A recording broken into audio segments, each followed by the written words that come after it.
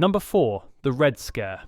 Everything was presented as a huge coincidence, or at least that's what people claimed back then. During the Cold War, America's main enemy was communism. Rumors spread that communist agents had infiltrated several government agencies, and those rumors were confirmed when Takaka Chambers and Elizabeth Bentley, known as the Queen of Spies, came forward. She oversaw a large portion of Soviet espionage in the US at the time. It's said they confessed because the Soviet Union had sold them an idea that, through the documents they themselves leaked, they gradually realized wasn't true. Essentially, they had been lied to. Fear played a major role. That part is obvious. They sensed the Soviets no longer trusted them, so they had to choose between negotiating a sentence with the US or falling out of a Russian window. They ended up exposing around 150 people. Whatever level of paranoia existed at the time, this event multiplied it by 1,000. Now comes the interesting part. Those accused without evidence, even though proof did eventually appear years later, still lost their jobs.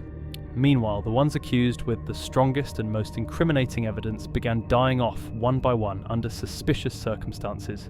This particular case is what tore apart multiple agencies, and during the restructuring, the CIA was born. A CIA created with such intense fear of another communist infiltration that it had no problem justifying programs like MK-Ultra, MK Naomi, assassination attempts on communist leaders in cooperation with the mafia, and operations in Vietnam, where the rule was kill first and figure out later if the target was an actual threat.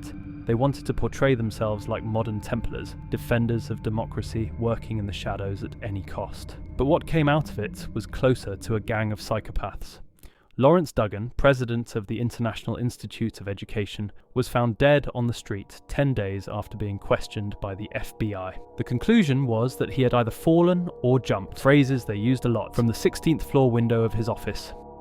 In under 12 hours, the case was closed, and the strange details were never explained. In his office, the lamp was knocked over, which suggested a struggle. Duggan still had his jacket on and only one snow overshoe. The other was left in the office, meaning his clothing showed he was getting ready to leave, and the lamp implied someone stopped him. William Remington from the Department of Commerce, directly accused by the Queen of Spies of being a communist and passing information to the Soviets, ended up in prison for actually being affiliated with a communist party. Years later, once they were able to verify he truly had been sending information, they left him alone with 2 inmates who despised communists. They entered his cell and beat him to death. Harry Dexter White, the most important figure in the Treasury Department, was also accused of leaking information. 3 days later, he died from a heart attack at home. The official report said he had heart issues and that the stress of the accusations overwhelmed him. Case closed. The unofficial version claims they used digoxin, a heart medication that, in high doses, can induce a heart attack. Could he have done it to himself? Sure, but it wouldn't make much sense after denying every accusation. Doing so would be admitting guilt and leaving a legacy of shame for his family. And at the time he died, there still wasn't solid evidence, only testimonies. Of course, once the Soviet Union collapsed, it was confirmed he had indeed been a spy. Number 3. Operation Sea Spray. In September 1950, the US Navy carried out a covert biological warfare experiment off the coast of San Francisco, codenamed Operation Sea Spray. Over the course of a week, from September 20th to 27th, a Navy minesweeper deployed hoses to release enormous clouds of bacteria, specifically Serratia marcescens and Bacillus globigi. The stated objective? To test the vulnerability of a major coastal city to a biological attack, as if San Francisco were a laboratory and not a home to 800,000 unsuspecting people. Using sampling stations distributed across 43 different locations in the Bay Area, the military measured how far and how densely the bacteria spread, and concluded that almost the entire city could have inhaled at least 5,000 particles. That number, by their own admission, was within the range of infectivity for anthrax. At the time, the Navy insisted that both bacteria were harmless, but less than 2 weeks later, 11 patients showed up at Stanford Hospital with very rare, serious urinary tract infections. The infections were so unusual and uncommon that the doctors documented them thoroughly. Of the 11, 10 recovered, but one man, Edward J. Nevin, did not. Nevin Nevin had recently undergone prostate surgery and within weeks developed a heart valve infection, endocarditis. He died around 3 weeks after his admission, and post-mortem analysis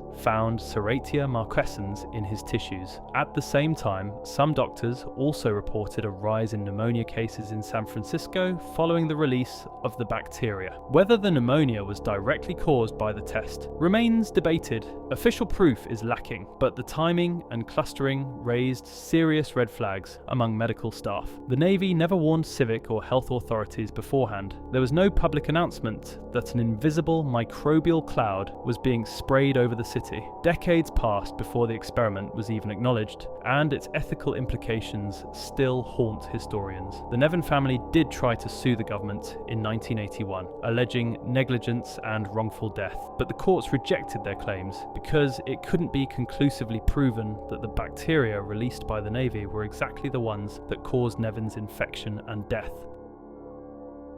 Number 2.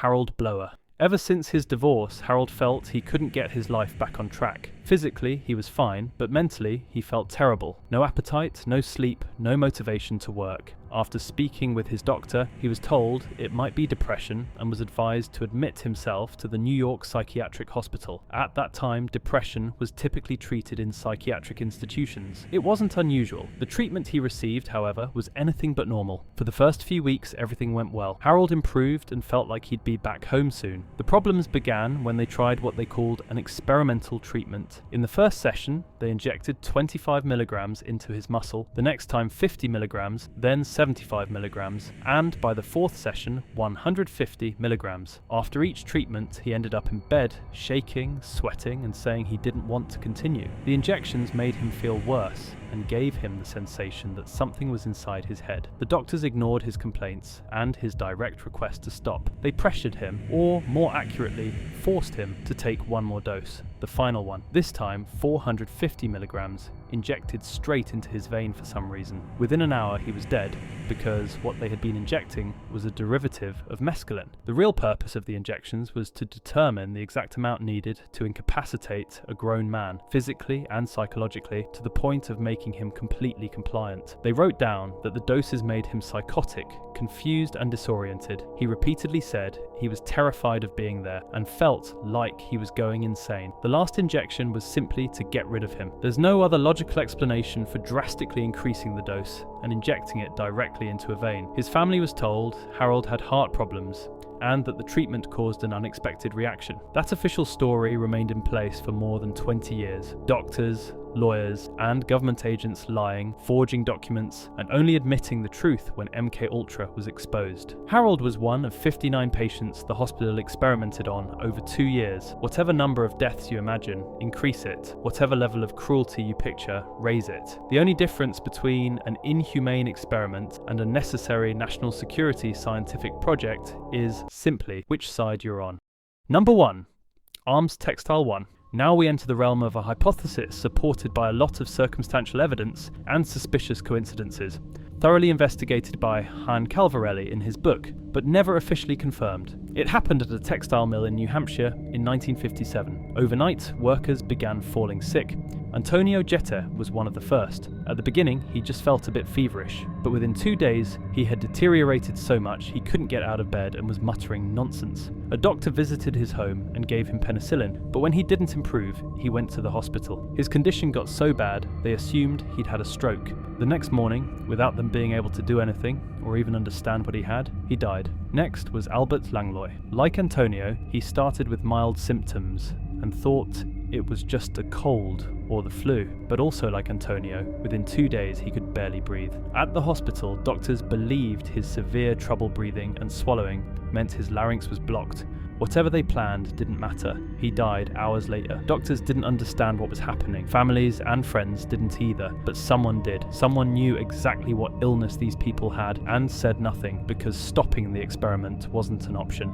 That experiment had already been running for 2 years and would continue for another 11, all while workers were unaware that their workplace was contaminated with anthrax. Spores were everywhere, and inhaling even one could kill them. The source of the bacteria was never identified, but since it was a textile mill, they assumed some shipment of wool from Iraq or Iran arrived contaminated, and due to the nature of anthrax, once it entered the factory, it tainted everything. Did the workers know? No. If they had known they could inhale a spore and die, they wouldn't have continued working. Did the factory owner know? Possibly, though he likely didn't understand how serious it was, that anthrax can survive for decades, and that ordinary cleaning products can't eliminate it. Did the military and the CIA know? Absolutely. They were the ones who suddenly appeared with an experimental vaccine, and this is where you have to start thinking critically. The first deaths occurred, but they knew the outbreak had started around 1955, 2 years earlier, because around that time, MK Naomi produced the first anthrax vaccine and began testing it on those workers. MK Naomi was the sister project of MK Ultra. If Ultra focused on chemicals, Naomi focused on biological weapons. Both were of huge interest to the CIA and the military. Anthrax was their most promising candidate. Not contagious person to person, hard to eliminate, easy to grow and store. Creating a vaccine was also a top priority, and if you asked the US, they'd justify it by saying, the Soviets are doing it, so we can't fall behind. Scientifically, anthrax was known to exist, but for ordinary people, even doctors, it was still unfamiliar. That's why no one considered it a possibility at first. But as soon as workers started getting sick, the military conveniently showed up with a freshly developed vaccine ready to test. The first experimental vaccine appeared at the exact moment the largest anthrax outbreak was happening there. Quite the coincidence. We were just passing by, and wow, we happened to develop the first anthrax vaccine, and naturally, we somehow know what illness you have, even though nobody else does. And look, how convenient. There are plenty of cases to test it on. People started getting suspicious. Even if they hadn't intentionally caused the outbreak, they had known for over 10 years that the place was contaminated and fully understood how deadly and persistent anthrax was, and they didn't warn anyone. Workers continued as if nothing was wrong. They portrayed it as the workers choosing not to leave their jobs. But it's obvious that the real goal was to test the vaccine in a contaminated environment. And in this situation, markers' choice didn't matter. If the danger was lethal, and it was, the plant should have been shut down. You don't operate that clandestinely when your intentions are honest. The textile mill eventually closed for economic reasons. Only after shutting down did they think, maybe we should decontaminate this. When they realized how difficult it was, they decided instead to tear it down, burn it, and bury it. Oh, and there's something else. A textile mill handling contaminated materials means many unknown customers who bought their products could have inhaled anthrax too. And the answer is yes. Without question, it must have happened. But since there are no documented cases, no names to attach to it, people act as if it never occurred. And that's it with the video. Please share a like and see you in the next one.